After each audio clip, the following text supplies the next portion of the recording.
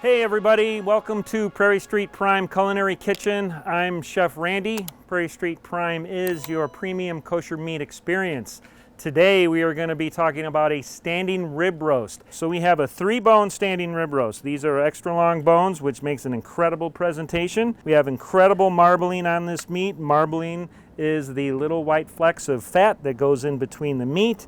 And what that does is that gives incredible moisture, incredible flavor, and just incredible tenderness as it renders down when we roast. So what we're gonna do, since it is such a large piece of meat and we want it to stay roasting evenly, I'm gonna tie it really quick. I'm just gonna go right up in between the bones and give it a quick tie.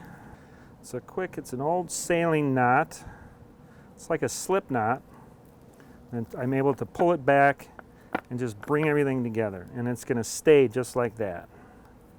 All right, and with this piece of meat, all we're going to do is hit it with a little bit of salt and pepper. Meat like this, you just want to accentuate the quality of this meat. Everything that we buy is just the highest quality beef that you can get. And you can see by the marbling. Marbling is really the telltale experience and the differentiator of high quality beef. So now we have some kosher salt. We want to do all sides. It's a big roast. We want to do the sides, and we're going to hit it with some nice crunchy black pepper. You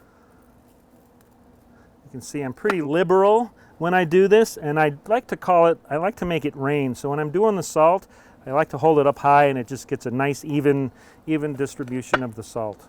And we are going to go over to our smoker. We're going to smoke this today on a pellet grill, which I love doing.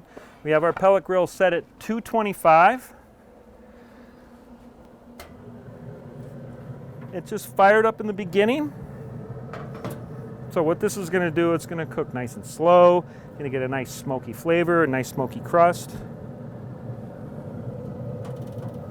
Put it right in the middle, and then we're just going to say we'll see you in about 3 hours. I'll probably check it every hour. I'm looking for an internal temp of 125 if I want medium rare, 130, 135 if I want medium. I like medium rare, so that's what I'm going to shoot for.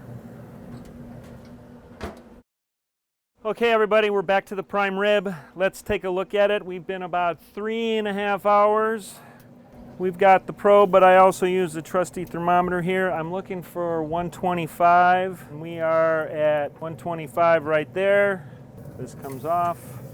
This thing looks absolutely amazing. Set it on this rack, and then we're going to bring it over here so that we can let it rest. But if you could smell this thing, see how all the meat, this rosy color is from the smoke interacting with the meat. Fat has started to caramelize a little bit. It smells amazing. It's nice and tender. The bones look amazing. So let's set this right here.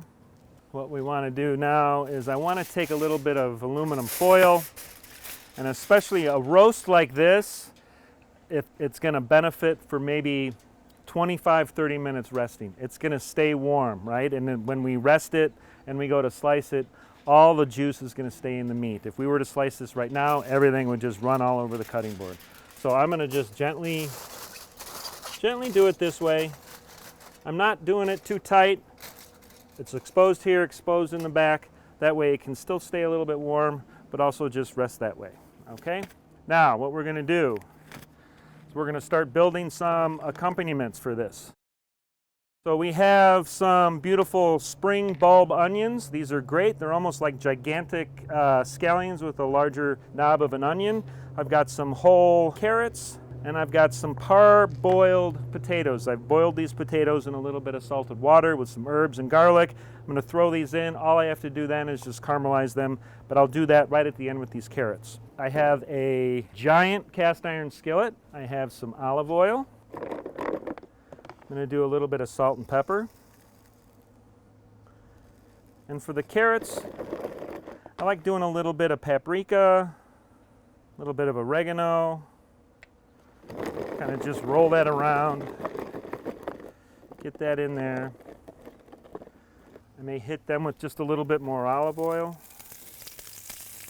We've got the knob onions, a little bit of olive oil, a little bit of salt and pepper. That's all I'm going to do with these. All right, so these I'm gonna come over to the grill. I'm just gonna throw these down and let these caramelize, roast. These kind of veggies are great for something like this, a nice prime rib roast, because if they're done a little early, they're great room temperature. They really are. This kind of stuff is just, it's so easy, rustic, but it's also elegant. All right, so we'll close this up and we'll let those go. We got probably another 20 minutes on our prime rib, and then we'll be good to go. Okay, everybody, so we're going to add our potatoes to our grilled veg. So we have our onions that are beautifully charred. We have our carrots that are just about done. These potatoes have been parboiled. So all we need to do is heat them up. So I'll put them into the skillet, a little bit of olive oil, a little bit of salt and pepper on them.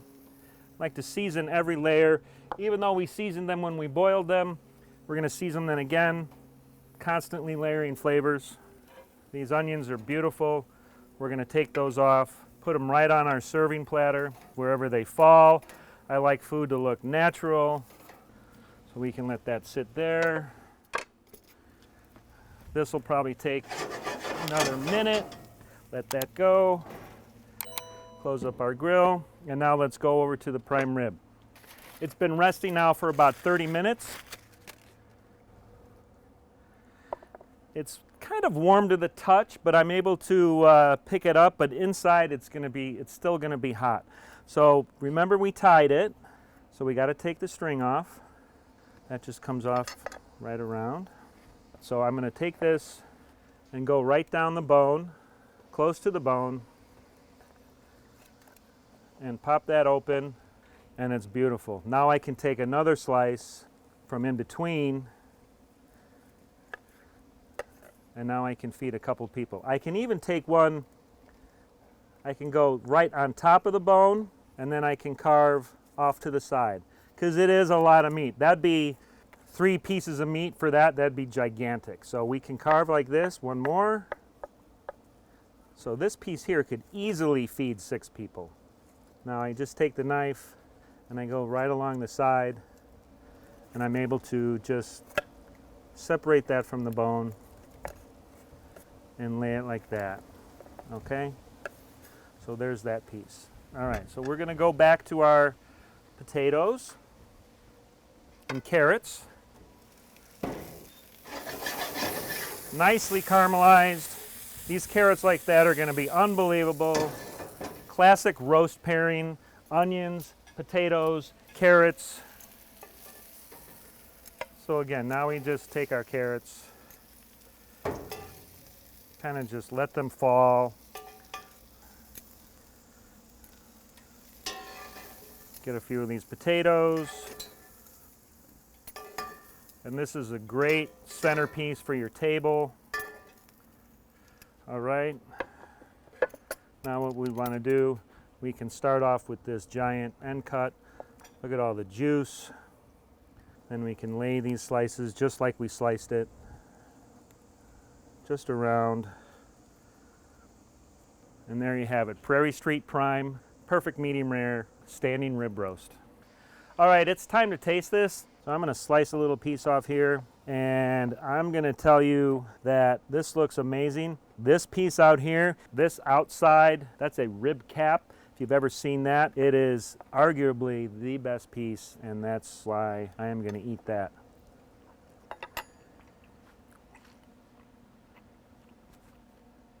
I mean, it's unbelievable, really. The meat speaks for itself. Coming up next on the Prairie Street Prime Culinary Kitchen channel, you'll learn how to make delicious kosher veal shank osobuco using Prairie Street Prime USDA veal shanks and these fresh ingredients. A little bit of salt and pepper. These are gonna go in. You'll be cooking like a pro in no time. Oh my goodness. This looks amazing down inside here. You got all this beautiful raw. Make sure to subscribe and hit the notification bell to get instant updates on all our tips, tricks, and tutorials. Talk about fork tender. So good. This is Prairie Street Prime, Tomahawk prime rib. So if you guys love this video, please subscribe, comment, like, hit that notification bell, and we'll see you next time.